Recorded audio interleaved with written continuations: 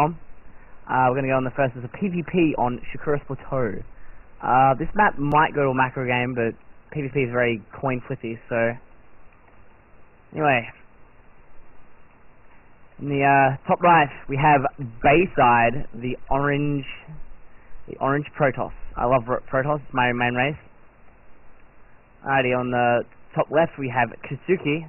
It's Kisuke. Kisuke? Like that? Kisuke. Kisuke. Whatever. And it looks like Kisuke just switched from Zerg. That's usually a really good sign, because Zerg is pretty much, in my opinion, probably the hardest race. It's just very difficult to play. So, Lala, who do you reckon is going to win this? I've seen Bayside play before. He is a fairly strong player.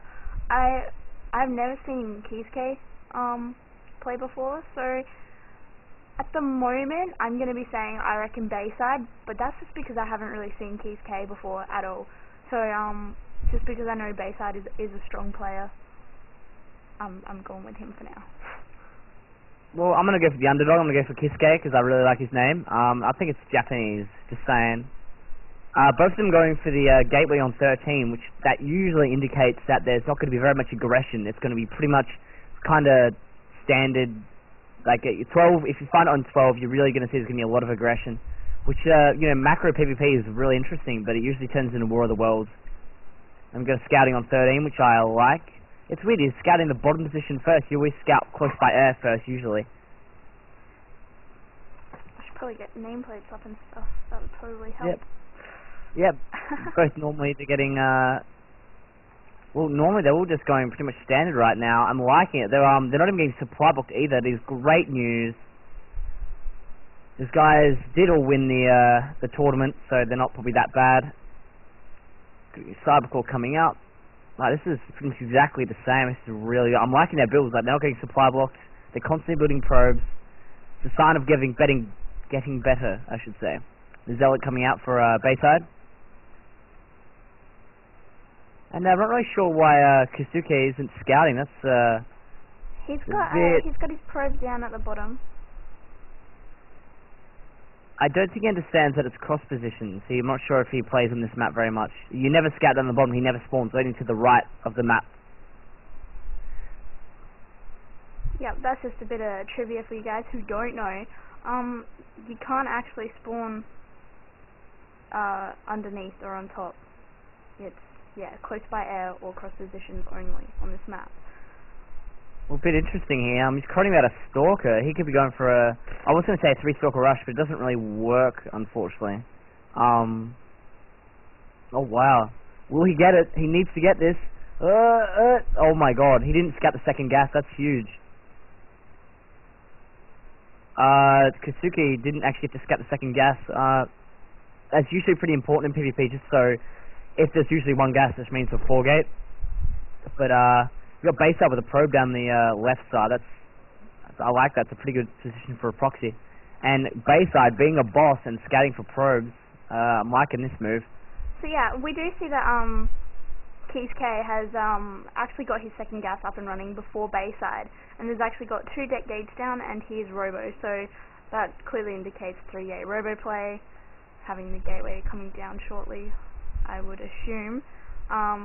He's chronoing out his Warpgate research, and Bayside is going... Oh wow, looks like this might be a 3-gate pressure. Oh my God. Bayside, you Kisuke, you baller, I should say. He's going to go 3-gate Blink Stalker, it seems. I love this build, it's very, very powerful. I don't know how it's going to do very well because he's going 3-gate Robo, any supply blocked. It's interesting to see what counters what. It's all going to be down to the micro. If it's going to be a Blink Stalker, I think he should pull back and get a second base and go 2-gate Blink Stalker all in. That's very, very powerful. We do see that Kisuke is actually getting a forge down before the 3rd gate, so he's obviously going to be getting heavy upgrades early on, and you can expect to see a Twilight Council shortly after as well. If you need to answer your phone, you can. Just mute your mic and I'll keep going if you want. Alrighty. Yeah. Alright. Tell me when you're back. Alright, we're getting a really quick +1. I love this idea. I do not agree with him pushing out though. I mean, I understand he's blind. Actually, no, he should stay at that watchtower. He should not push out. He should just stay at that watchtower, keep map present. So, it's just, Blink Stalkers grant you so much mobility, it's crazy. And he's getting a robo. I love this play. I see this on the Korean ladder so much. And what happens is you get a robo, and you get about 3-4 gates, and you kind of do, on this map especially, you can just run around and go up to the left side here, and you can blink up and just own their main, because you've got so much mobility, and when they come to attack, you go back and just blink back. I don't know. This is going to be really interesting. If he had 2 immortals, he could break this. If he pushes before blink is done, he could break it. This is going to be interesting. He needs to push out an immortal. I reckon he's going to wait for +1, which I like. He's got 2 immortals. He pushes. He's going to go straight down to Frown Tower. Oh, whoa, yeah, no. He should not engage right here. He just got another round of warp-ins. Oh, this is going to be entirely down to micro. So blink is done. And he's getting the observer. This might turn to base race town. Oh, I love that. Oh, like, Bayside knows what's up, but I don't... Oh, this is going to be so hard to deal with.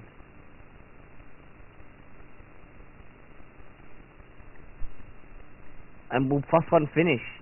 Oh, he's getting an immortal out. Oh, my camera didn't stay on yours. No. It's okay. Oh, no, that's not okay. Yeah, I'm back. And we have a blink going up in the main. Oh, he needs to start that observer. Oh no, oh shit. And oh my that god. immortal just goes down so easily with that amount of stalkers, and we will be seeing a GG fairly soon, I think. I don't know how much you say GG. I reckon he should have pushed and cut his losses and try and go for a base race. Though, I'll be honest, doing a base race, I don't reckon he would win.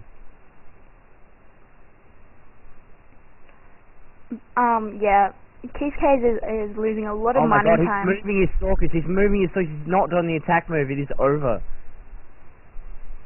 Those force fields were very sloppy. I'm not sure what he was trying to do there. But also now, he's left all his probes out, he's not getting any money, and Bayside's income is just going through the roof.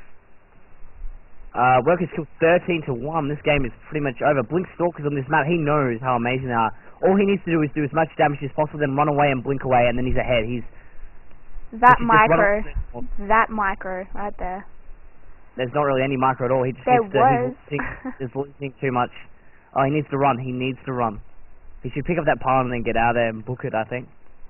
He did a lot of damage. Yeah, a lot of damage. We have 20 workers killed to 1, so I reckon Bayside, if he wants to be like smart, he should just expand because he's got $900. His macro is slipping a lot from that micro, but I understand it's kind of hard. But right now, supply is 72 to 31. It's pretty much over right now. Like yeah, and Bayside is going for another push right now, so I think he's moving his units out. He might do a bit of scouting first to see if there's like a base at the 3rd, possibly. But we're getting a robo bay coming from Bayside. So he will be going for some Colossus on top of this. So I don't agree with that at all. He should definitely expand and then do that because he has 1,000 minerals. Like he could have him double expand. Oh, there we go.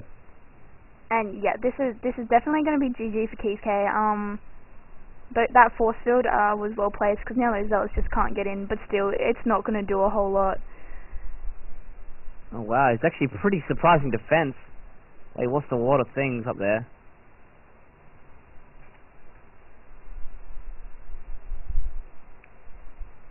Cut your losses, man. Just go expand. You'll be fine.